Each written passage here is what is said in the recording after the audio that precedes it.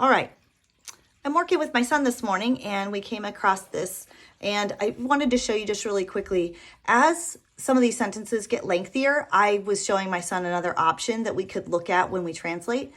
You don't have to do it this way at all. This is just another way I do things when they become lengthier. So you're going to see I'm on exercise 65 over here and number 9. And so what I was showing him is that when we have lots of different words going on and we have various options, you know, where we've got a nominative or an accusative, we have a genitive or a nominative plural here. I was just showing him another way of doing this to sort of simplify visually what's going on. If I'm translating above, you know, or right below and writing everything in, it sometimes becomes a little harder to jumble or move parts around to see how the translation might work. So I was showing him another option that I do, which is like a stair-step translation. So we start here and do post adventum. We group them together because post is in the accusative. That word governs the case, which means the word that follows is governed by that same case. So that's why they're both accusatives. So we just translated over here.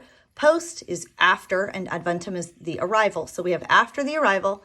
Then we take equitatus, and I put it down as a genitive here, but I also do it in the nominative plural here. Okay.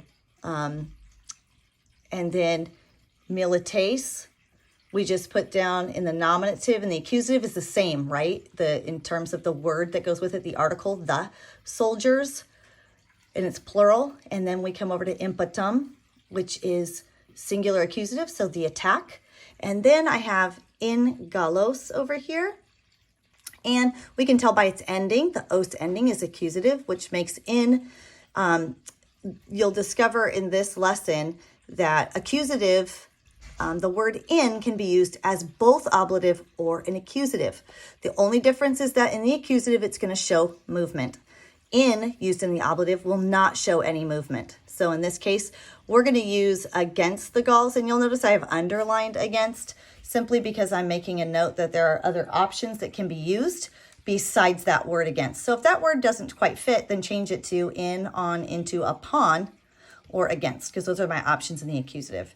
And then I translate the verb into they made, and I put they in parentheses to indicate that I don't have to use that. I might just only use this piece.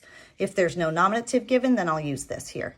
And then we can just simply look at this and say, okay, after the arrival of the cavalry, that makes sense. Okay, after the arrival of the cavalry, the soldiers, and then my son said, oh, made, the soldiers made, and then he said an attack, because it can be an a, an or a the here, made an attack against the Gauls. So when it gets lengthy, you can stair step translate. So that's what I wanted to show you.